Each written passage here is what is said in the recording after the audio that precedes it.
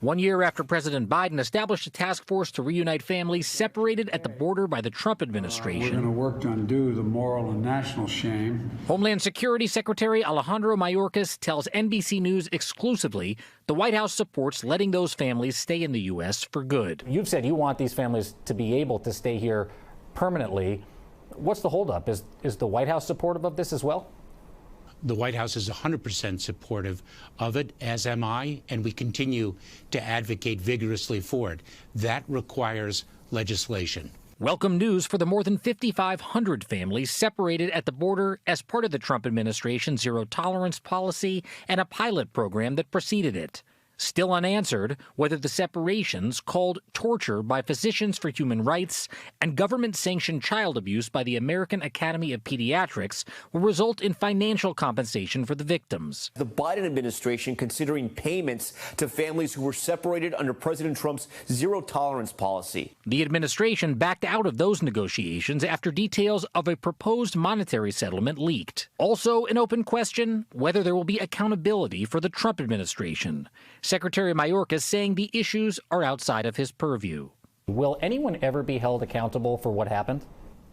Jacob, I'm going to defer to the Department of Justice to work on the accountability regime and determine what that means. That is within their province. DHS says as many as 1,200 families may remain separated as searches continue to find them. We embedded with one group looking last year. This flyer right here at this restaurant could be the way they find one, if not more, of the separated families. More than 130 families have been reunited by the Biden administration.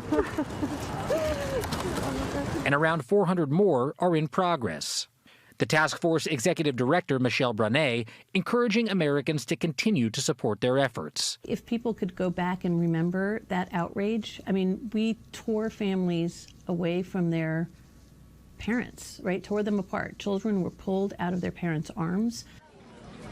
Tonight, the ongoing effort to make families deliberately separated by the Trump administration whole again, continuing with no end in sight. The Biden administration asked for public input on how to make sure that wide-scale family separations never happen again. It received over 21,000 comments online, and one of them was from one of their NGO partners. They're working with to reunify families. That group is called Al Otro Lado, and their suggestion was quite simple. They said, don't do it. Thanks for watching our YouTube channel. Follow today's top stories and breaking news by downloading the NBC News app.